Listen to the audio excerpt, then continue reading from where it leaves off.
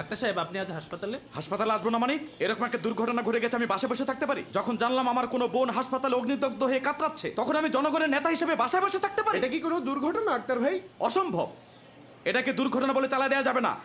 দুর্ঘটনা হয় কোথায়? বাড়িতে, বাসায়। আর এটা হয়েছে রাস্তায়, রাতের অন্ধকারে। আজকে কোথায় আমাদের নিরাপত্তা? বাইরে আমরা নিরাপদ না, ঘরে গেলে বলে দরজা তালা দিয়ে রাখেন। আমরা যাব কোথায়? যদি এটা কোনো দুর্ঘটনা না হয়ে থাকে, তাহলে এটা কি? এটার জন্য কে দায়ী? অবশ্যই সরকার দায়ী। সরকার নিরাপত্তা দিতে ব্যর্থ। এরকম একটা জঘন্য হত্যা চেষ্টা করার পর তাদের কোনো অধিকার নেই ক্ষমতায় থাকার। অবিলম্বে তাদের পদত্যাগ করতে হবে, না হয় আমরা ঈদের পরে কঠিন আন্দোলনে যাব। আক্তার ভাই, সাবরিনা তো শওকত সাহেবের স্ত্রী, আর শওকত সাহেব তো আপনার বিরুদ্ধে রিপোর্ট করেছিল। তো আমার শত্রুর স্ত্রীও আমার বোন, যে কোনো নিপীড়িত নারী আমার বোন। কোনো বোনকে হত্যার চেষ্টা করা হবে, আমরা তা মেনে নেব না।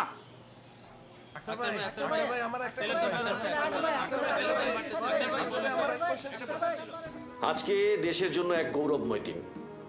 বিসি স্যাটেলাইটের মাধ্যমে আজকে মহাকাশে প্রবেশ করতে যাচ্ছে বাংলাদেশ। স্বপ্ন পূরণের অগ্রযাত্রায় এটা একটা ঐতিহাসিক অর্জন, 50 বছরের স্বপ্নের বাস্তবায়ন। ইউরোপ আমেরিকার থেকে আমরা কিন্তু পিছায় নাই। এই সরকার দেখায় দিল ভাই, আমরাও পারি।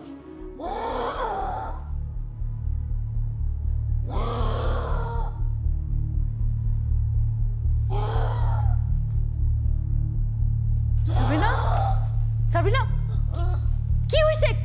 কি হইছে? শ্বাস নিতে কষ্ট হচ্ছে? হ্যাঁ? নার্স, অক্সিজেন লেভেল চেক কর। নার্স!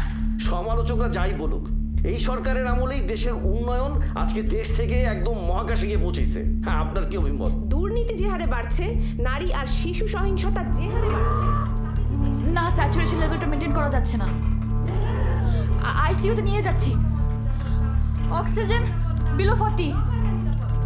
হ্যাঁ হ্যাঁ হ্যাঁ, আপনি রেডি করেন, রেডি করেন। একটু ঠিক হয়ে যাবে, ঠিক হয়ে যাবে, কিচ্ছু হবে, কিচ্ছু হবে। কিছু বলবেন? 3, হ্যাঁ বলেন, 2, হ্যাঁ বলেন, 1, বলেন। go!